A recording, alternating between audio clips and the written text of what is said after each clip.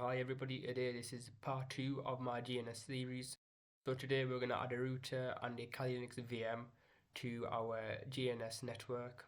I want to start my machines first of all and start all my devices. Now the next thing we want to do is import a router. I'm going to pretend I don't have this router. We need to import one. So I want to go to File, we want to go to New Template. We want to manually create a template and we want to click Next. What this will do is take us to the preferences menu and we want to go to iOS routers. So we'll need to get an image. So I've gone to this Google Drive. The link to this drive will be in the description, so don't worry, you'll be able to get access to these files. They'll be in the comment section below. So I'm going to click on this directory here and I'm going to click on this router here, the C2691. I'm going to click download. Now I want to go back to GNS3 and click new. Yes, and I'll run this on my GNS VM. And I want to go to new image and I want to click on browse. And now you can see we're in the downloads directory. I want to click on this bin file. We want to decompress the image. We'll click yes. We can see we have the image and it's being decompressed. So we can see it's changed to an image file. And we can see this may take a little bit for it to completely load up. Now it's loaded up, we want to click on next. We'll let this do its thing. We don't need to click Ethernet switch router. And we'll just leave it for the defaults. And we can see we get one port open. Personally, I'll just keep it. I'll add in another TX port just in case we don't have enough space. So I'm going to click next. This is for wireless interfaces. We don't really need to worry about wireless, so we're not going to do anything with that. The idle PC is important as this will stop the router from running 100% of your memory uses when it's in idle mode. It's important to get this, otherwise we're wasting a lot of memory, which can slow down our network substantially. So we let this do its thing. It may take a little while. So we can see that I said the idle PC value has been added. So it has found it for us, so we don't need to Google up the router image. So we can click finish and we can see we have this new image right here. So if you click apply, we can see it's just been added. So if you click OK, we can see it now. So let's drag it out and we can see it is right here. So let's click on the snake icon and let's add it. So let's click on Ethernet 2 and click on fast Ethernet 00. And we can see it's been added. So let's start this device. Right click it and click start. Now we want to add a VM. So you can see I've previously added my Kali VM. So I'm going to add a new VM. So I'm going to click on new template and let's click on manually create a new template and let's click next. And personally I'm going to be using VirtualBox. It's a similar process with VMware, but I'm going to click on new, run this VirtualBox on my local computer. List, I want to go for Kali hacking, so I'm going to click my Kali hacking VM and I'm going to click, all you need to do is click finish and then it'll be added, but I don't need to do that because I already have one here. So what else you need to do straight away is click on edit. This is very important, and you want to go to network and you want to tick this icon here. Pretty much let GNS3 have priority on the virtual adapter. This will allow you to connect your device to the network. So if you click apply and click OK, we should have this appeared. So drag this at the top. One thing I'll say is that you'll need Kali Linux installed on VirtualBox. I have a video on it. It should be right here, the video thumbnail. So just search my channel and find that video. So we want to add this up as well. So if we click on fast Ethernet 01 and we'll click that and we'll click fast Ethernet 0. You can see these are all shown because I clicked this icon here. So I'm going to click it again and leave these showing.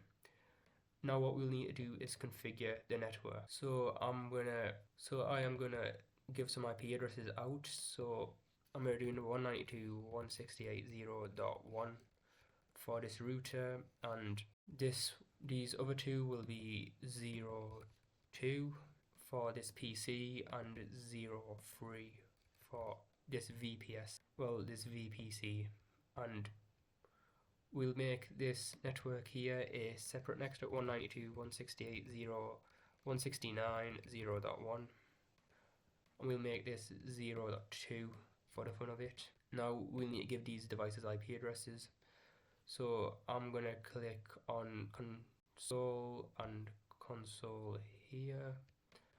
We'll open up the console on all these tabs and also on the router as well. So I'm gonna click on the router, click console. We should hopefully see 3 console terminals opened now. So I'm gonna go on to IP, this IP and 192.168.0.2, and we let it do its thing, and you can see it's got an IP, so we'll do 192, well, IP 192.168.0.3, and we'll click on the router. So we want to do config T for configure terminal, and we'll need to see the interface first of all. So if I just close this for a second, we'll see F00. So I'm going to open this again. So if we do F00, if you do IP address 192.168.0.1.255.255.255, as this is a /24 mask, so we're going to click enter, and we'll see that has been entered. Now if we close this again, we'll see we have another network here, so F01.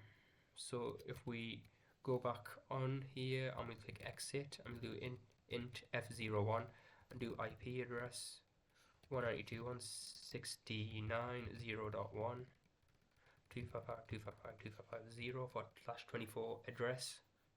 Before I forget, we'll need to do no shutdown to bring the interfaces up. So if we exit out of here and do, so if we do int F00 and do no shutdown, this will bring the interfaces up, as by default all Cisco interfaces are normally shut down for security reasons. So if we do show IP int brief, this is the, so we can see we get 2 interfaces shown as up. This is the abbreviation right here, so we can see both interfaces are up. So we could test connectivity by doing do ping 192.168.0.1, and we can see we could ping ourselves, and if we try to ping PC, we can ping the PC.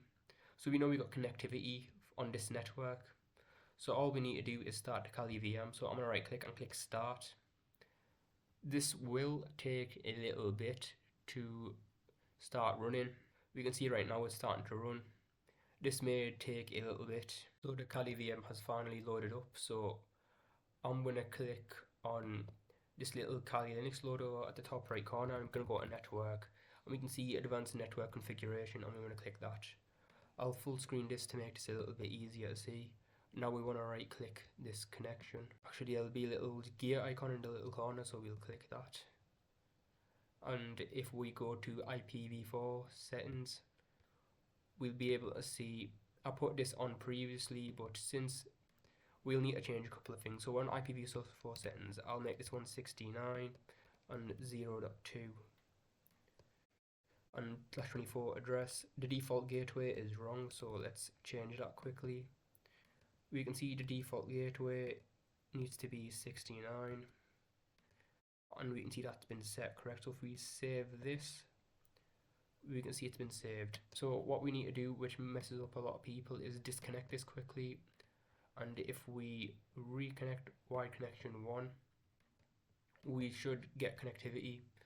So let's see if we do if config, we can see the new address has been set up. So if we do ping and ping ourselves, we can see we get a response straight away.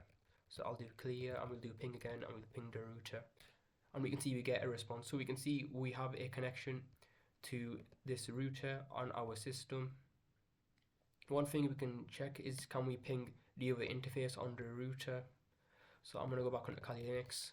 We're going to do clear, and we're going to do ping 192.169.0.2, and we can see we can ping ourselves again. I've done that previously, but we'll do 168.0.1.